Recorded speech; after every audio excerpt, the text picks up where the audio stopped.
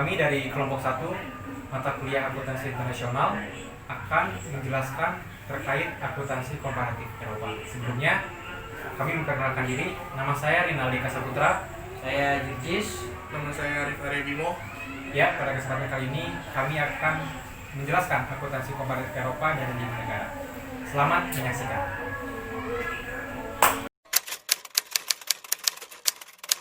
Akuntansi internasional merupakan suatu standar tunggal pelaporan akuntansi yang memberikan tekanan pada penilaian profesional dengan disclosures yang jelas dan transparan mengenai substansi ekonomi transaksi, penjelasan hingga mencapai kesimpulan tertentu. Akuntansi komparatif Eropa ini berfokus pada 5 negara dalam benua Uni Eropa, yakni Republik Ceko, Prancis, Jerman, Belanda, dan Inggris. 5 negara ini merupakan anggota asli masyarakat ekonomi Eropa ketika organisasi tersebut didirikan pada tahun 1957. Kemudian, Inggris mulai bergabung pada 1973. 4 negara ini memiliki ekonomi yang berkembang pesat dan merupakan rumah bagi banyak perusahaan multinasional atau MNC terbesar di dunia. Keempat negara tersebut merupakan pendiri IASB. Kecenderungan dalam laporan keuangan menghadap ke arah kewajaran penyajian setidaknya bagi laporan keuangan gabungan. Kecenderungan ini sangat besar dalam Uni Eropa. Pada tahun 2002, Uni Eropa menyetujui sebuah aturan akuntansi yang mengharuskan semua perusahaan Uni Eropa yang terdaftar dalam sebuah pasar resmi untuk mengikuti standar yang mereka gunakan, yaitu IFRS, dalam laporan keuangan gabungan mereka. Dan ini dimulai pada tahun 2005. Sebelum menjelaskan komparasi dari 5 negara tersebut, saya akan menjelaskan terlebih dahulu penjelasan dari komparatif Eropa. Sistem akuntansi pada setiap negara pasti akan memiliki perbedaan antara satu negara dengan negara lainnya. Ini disebabkan oleh adanya sistem transaksi dan karakteristik transaksi yang berbeda pada setiap negara yang disesuaikan dengan budaya negaranya. Tapi pada dasarnya untuk memenuhi kebutuhan kepentingan bisnis lintas negara, setiap negara akan tetap berpedoman pada sistem akuntansi internasional sebagai jembatan penghubung sistem akuntansi antar negara. Seperti diketahui, standar pelaporan keuangan akuntansi internasional menggunakan prinsip-prinsip akuntansi berlaku umum. Namun, seiring terjadinya evaluasi dan perkembangan, kini standar akuntansi mulai bergeser ke International Financial Reporting Standard atau IFRS. Walaupun belum seluruhnya mengadopsi standar tersebut, IFRS umumnya telah diterapkan di perusahaan-perusahaan di Uni Eropa. Oke, pada pembahasan kali ini kami akan membahas perbandingan akuntansi di 5 negara Eropa, di antaranya Prancis, Jerman, Belanda, Inggris, dan Republik Ceko. Selamat menyaksikan.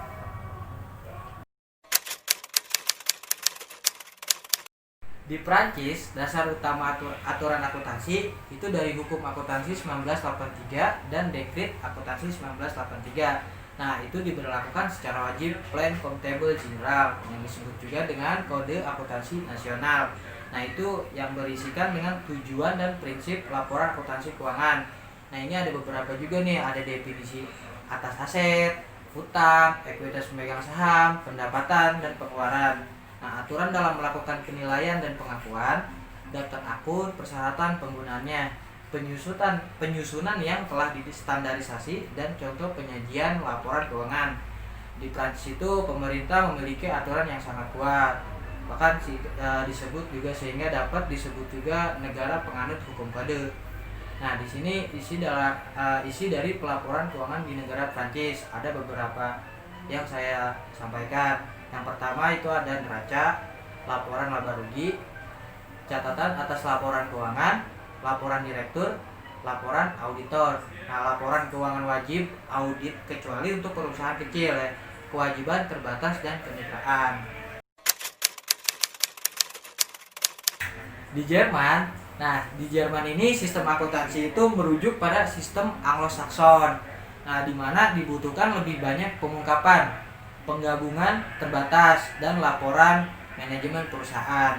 Nah, di sini kreditor memiliki peranan yang fundamental dalam sistem perdanaan bisnis pada perusahaan-perusahaan di Jerman, sehingga bank lembaga kreditur memiliki peranan yang kuat dalam perekonomian negara.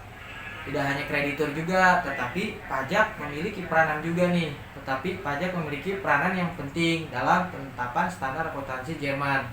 Sehingga sistem hukum Jerman dalam hukum kode. Sehingga sistem hukum Jerman adalah hukum kode. Standar akuntansi itu ditetapkan oleh Komite Standar Akuntansi Jerman. Dan standar akuntansi dikeluarkan oleh Badan Standar Akuntansi Jerman. Nah, di sini ada beberapa pelaporan keuangan di negara Jerman. Yang pertama itu udah pasti neraca. Yang kedua, laporan laba rugi, catatan atas laporan keuangan. Yang keempat, laporan manajemen, laporan auditor itu yang kelima.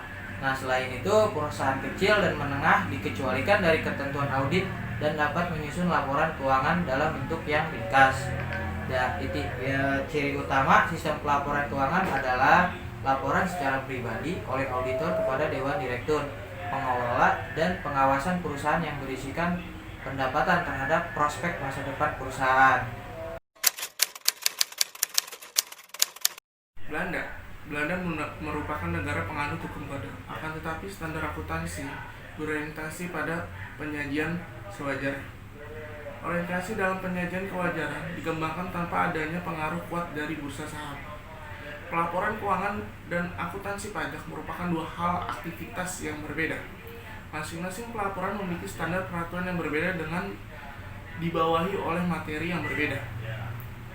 Di Belanda, akuntansi merupakan bagian dari ekonomi bisnis sehingga banyak ide-ide ekonomi yang dicurahkan untuk topik-topik akuntansi.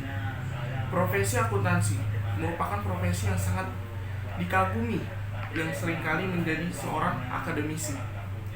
Peranan juga sangat penting dalam penetapan aturan akuntansi internasional. Pada tahun 1970, diberlakukannya Undang-Undang Laporan Keuangan Tahunan dan diperkenalkan audit wajib. Profesi auditor diatur oleh Institut Akuntansi terdaftar Belanda. Adapun standar pelaporan keuangan diterapkan di Belanda. Yang pertama adalah neraca, kedua laporan laba rugi, ketiga catatan-catatan, keempat laporan direksi, kelima adalah informasi lainan yang direkomendasikan. Laporan arus kas tidak diwajibkan tapi direkomendasikan, hanya perusahaan dengan skala menengah dan besar yang diwajibkan untuk diaudit. Inggris berkembang sebagai sebuah ilmu tunggal, secara pragmatis merespon terhadap kebutuhan dan praktis bisnis. Penyebaran pemikiran dan praktik akuntansi disebarkan pertama kali ke negara-negara Commonwealth atau negara-negara kelompok persemakmuran profesi akuntansi. Pertama kali dibentuk dan dikembangkan di Inggris, sehingga menjadi akuntansi Inggris memiliki peranan yang sangat penting dalam akuntansi dunia. Ada 5 prinsip dasar yang digunakan di Inggris.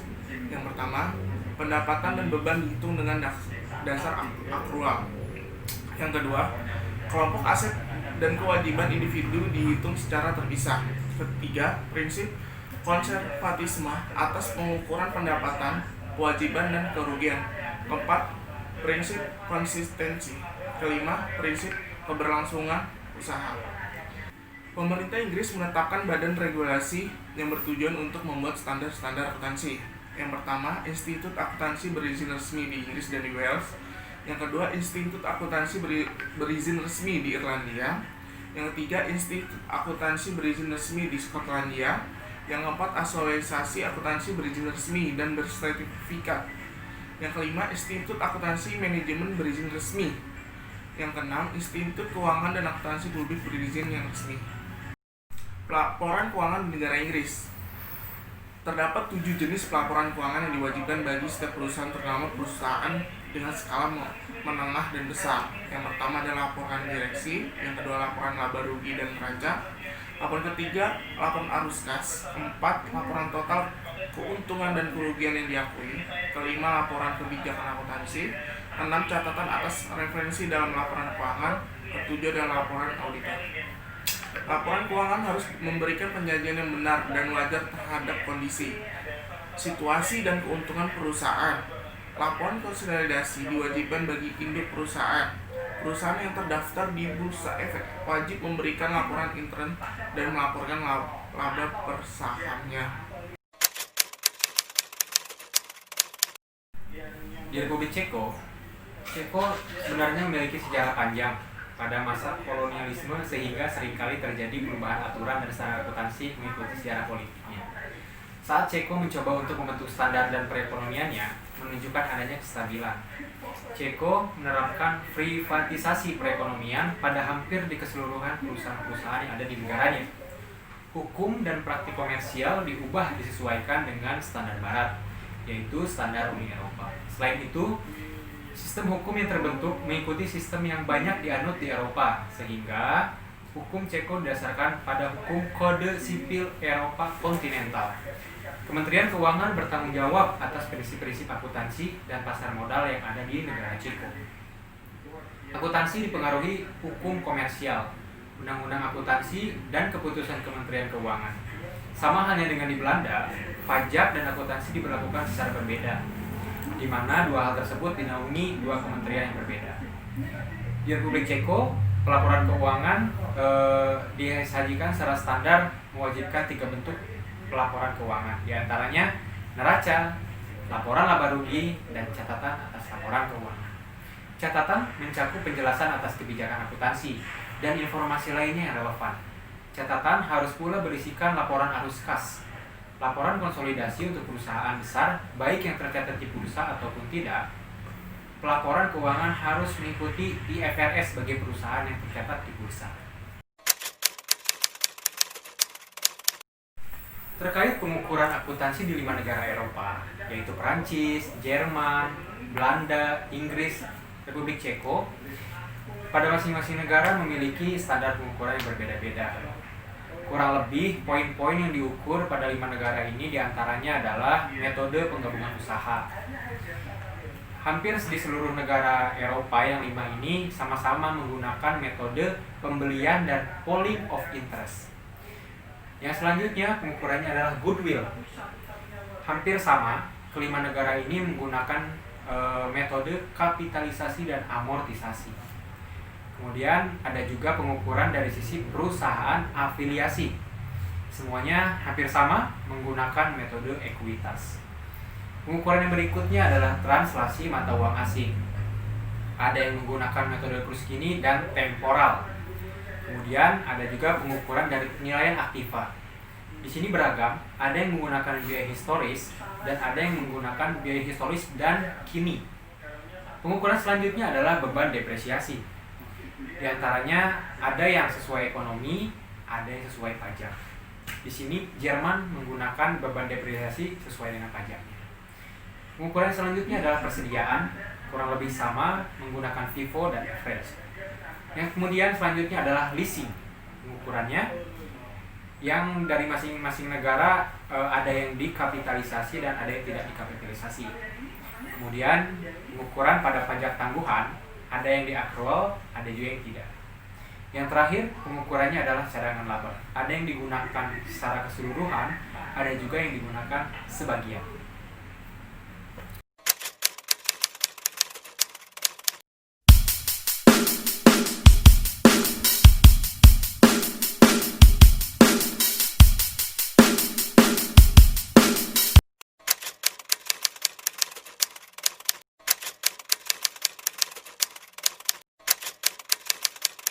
Demikianlah penjelasan dari kami kelompok 1 tentang akuntansi kooperatif Eropa dari 5 negara, yaitu Perancis, Jerman, Inggris, Belanda, dan Republik Ceko. Mudah-mudahan bisa memberikan gambaran kepada teman-teman untuk sebagai penambah wawasan terkait komparatif akuntansi internasional. Mungkin itu saja yang dapat kami sampaikan. Kurang dan lebihnya mohon maaf. Terima kasih. Wassalamualaikum warahmatullahi wabarakatuh. Tersesat.